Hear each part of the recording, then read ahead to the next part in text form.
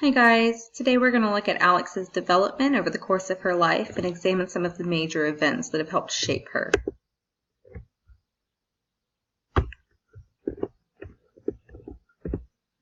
First, we'll look at her prenatal development. While she was in utero, her family suffered the loss of their home from a hurricane, and what that did was it exposed Alex to high levels of cortisol, that stress hormone. Now, cortisol has been shown to be a prenatal teratogen, which can cause lifelong health effects. One of those effects is preterm deliveries that would indicate their low birth weight, as well as other health concerns and even infant mortality. Low birth weight is also found in full-term babies who have been exposed to high levels of cortisol. Now, low birth weight, which is attributed not to the cortisol, but to limited access to proper nutrients, which is something that can happen in an area that has been affected by a natural disaster, depending on what kind of aid and relief efforts are available to them, that can have an epigenetic effect on babies in utero. So a baby who's born in these conditions may compensate in response by overeating, which can lead to obesity, and as we know, that comes with a plethora of health effects throughout their entire life. A study was conducted in 2014 which found that children who are born to a mother affected by natural disasters, this statistic looking specifically at hurricanes, demonstrated a reduction in test scores of about 2.3% in math and ranging from 1.6 to 2.2% in reading. Now, more statistically significant, students' likelihood of being classified as special education students or needing those remedial education opportunities increased between 10% and 20% for those who were exposed to any natural disaster in utero. Now, during Alex's infancy, we saw that she met milestones a bit later than her counterparts. Studies have found that at age 8, the children who were found to have higher IQs if they met those milestones early, children were found to have higher IQs if they met those milestones early. But by age 26, the only really significant difference that was found was in reading competency. To elaborate on that, the same study found that those same subjects by their mid-50s were just about on par with each other, and we'll talk about that in a minute. Now, delays in speech development were cited as having a greater impact on the likelihood of an adult to attain higher education. And this also had a higher impact on that likelihood of those IQs to vary at age 8. Delays in motor skills didn't seem to have any significantly or statistically significant difference. But speech development was cited as having more of an impact, not only on their likelihood to attain higher education, but on other areas of their IQ, especially reading competency. Now, a quote from that study said, "Lower childhood and adolescent IQ and lower educational attainment are associated with increased rates of subsequent cardiovascular disease, hypertension, suicide, schizophrenia, and other psychiatric disorders, and indeed all cause mortality." Now, does that mean that because she didn't say mama as soon as her counterparts did, that Alex is doomed to die of heart disease? No, not at all. However, if she suffers both intellectually or with her socioeconomic status by not seeking higher education, then she is susceptible to all of these things that are listed. So we'll look later on in her life and see if any of those things have been exacerbated by some of her other choices in life. Slower infant neuron development may indicate slower growth at later stages in life. So if her brain is growing at a slower rate during infancy, we may see it continue to grow at a slow rate. However, looking back at those adults who were in their 50s in this study who seem to kind of be level with each other, we can look at the fact that synaptogenesis moves really quickly during infancy. It moves pretty quickly throughout all of childhood and adolescence. And then during adulthood, everything kind of tapers off and people start to kind of grow and decline in mental capacity about the same rate. Children grow at different speeds. All children grow physiologically at different speeds, but But if that evens out later on in life, then her not meeting these milestones as soon as her counterparts may not have a significant impact on her development. Now, during early childhood, she was diagnosed with ADHD. Studies have shown that those individuals are 3 times more likely to drop out of high school, and they're 6 times more likely to not seek a higher education.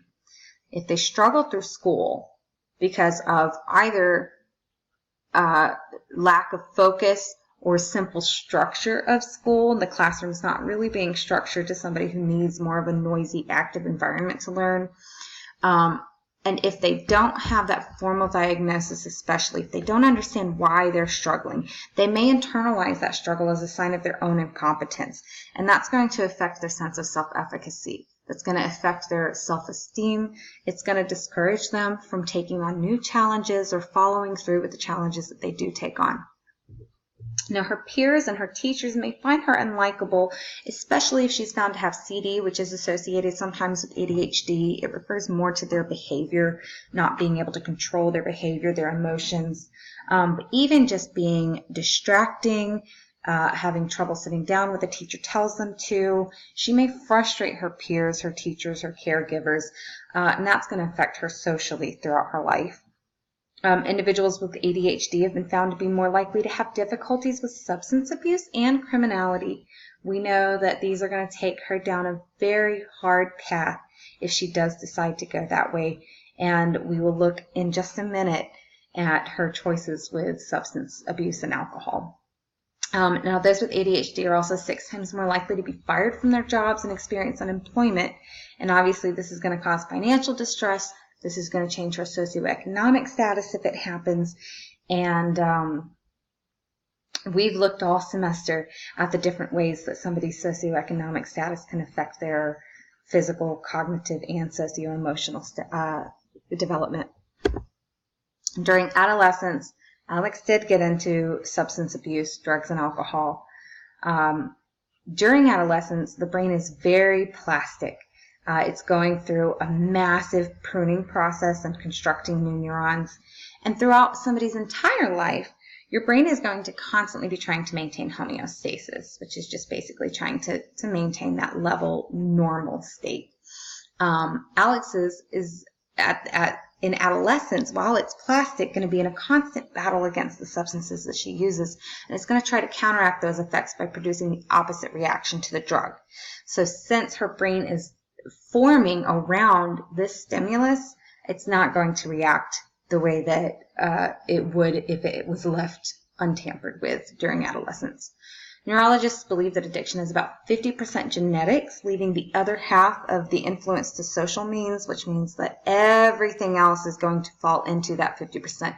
So her genetics is it's almost like that uncontrollable factor that's going to have more of an effect on whether or not she becomes dependent on the substances that she's using in adolescence. Now, her being a woman, women have a higher ratio of fat to blood. That's why alcohol tends to get women drunk quicker and they stay drunk longer. And since her prefrontal cortex is not fully developed until about age 25, one of the adverse reactions of that the plasticity of her mind and her tampering with that right now at this adolescent stage of her life is that her cognitive function will only be further hindered as time passes, and she may never be able to fully recover her ability to think rationally. Now, she will attempt to surround herself with peers who reflect her own priorities. They're going to encourage her to seek that risky behavior, and they're going to perpetuate the cycle that she's in if she can't break out of that peer group. Then we saw in Alex's early adult development that she chose to drop out of college. And she is female. She's more likely to end up in a low-paying, high-demand, high-stress job. Studies do indicate, however, that the majority of college dropouts, about 88%, are able to achieve at least an average socioeconomic status. Now, if Alex dropping out of college puts her in a place where she's questioning her identity, she's looking at the possibilities, she's looking at missed opportunities, she may end up in a state of identity moratorium. That's going to leave her feeling completely overwhelmed. She's going to have a low sense of self-efficacy, and she's not going to have a lot of direction in her life, and it's going to be hard for her to find fulfillment or flow in anything. Now, within that 88% that we looked at of college dropouts who were able to attain an average SES, the income difference remained relatively small, within $5,000, but job satisfaction and mental health were shown to increase with income. Now, since Alex is female, she's more likely to develop orders such as anxiety or depression, and adversely, she is in a position where most of the high-paying jobs which do not require degrees are typically male-dominated.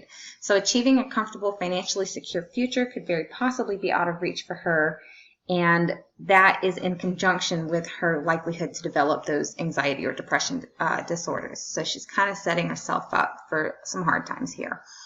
As we can see in the U.S., even those earning middle-class incomes are often subjected to lack of access to health care or gaps in insurance coverage that require astronomical prescription costs, co-pays, co-insurance, deductibles, so she could suffer physically from her choice to drop out. Now, during Alex's midlife, she did go through a divorce from her husband of 20 years. That changes her income from 2 incomes to 1, in addition to her dropping out of college. So she's probably going to see a huge decrease in her ability to support herself. If the process of the divorce is full of conflict, she may find herself unable to detach. Now, that's whether she's positively or negatively attached to her spouse, but that's going to inhibit her ability to adjust post-divorce. She may also be unable to engage socially or to find a romantic partner. She may have more difficulty adjusting because of that. And regardless of the reason, difficulty adjusting leads her, again, to be more likely to suffer from depression or anxiety. Now, in middle age, her cognitive abilities, particularly her fluid intelligence, are going to begin declining anyways. So this means that learning new processes are going to be more difficult. And if there's a lot of responsibilities that her husband used to do, she might have a hard time figuring out how to do them herself. Studies show that social resources are valuable in the ease of adjustment after a divorce, but also feeling supported and using those resources are important as well to her adjustment. Now, if making ends meet depletes her financial resources, if finding the money or the time to remain social is a challenge, that may just, in conjunction with everything else, make that adjustment very difficult for her. Moving on to her later adult life, she is whether she's young, old, or old, she's now in a position where she's having to raise her grandchildren because the parents were unable to do so. This is going to make her stress levels skyrocket, obviously. Now, studies show that while stress levels are not really affected by social support, stress effects are significantly improved by the presence of social networks, either their friends or their family, or even formal support systems which are governed and often paid for. Now, her perceived and enacted support is what we talked about a little bit in that last slide. That means that how much support does she feel like she has? How much support does she actually reach out and use and take advantage of? Those are going to have a huge effect on whether or not she feels like she's alone in this endeavor of raising her grandchildren at an older age. And that could cause that stress to have more lasting effects. Now, she also was facing retirement, and she may feel her sense of optimism for what some call her afternoon years dwindle. She may even feel a sense of resentment toward the parents of her grandchildren for putting her in a position to now not be able to pursue her goals. They're going to be having to be placed on the back burner, just like when she was a mother herself. She's not going to have the freedom to travel. She's not going to have the freedom to relax now that she's worked a long life in that high demand, high stress job because she dropped out of college. So she's in a position that she probably doesn't like very much. But if we look optimistically, raising her grandchildren may provide Alex with a better sense of generativity, and we know that that can be the secret to a fulfilling life in later adult years. So all of Alex's choices and the things that Alex couldn't control in her life have kind of culminated into where she is at in life right now. Things could be a lot better for her, but I'd have to say they could definitely be a lot worse. So thanks for listening.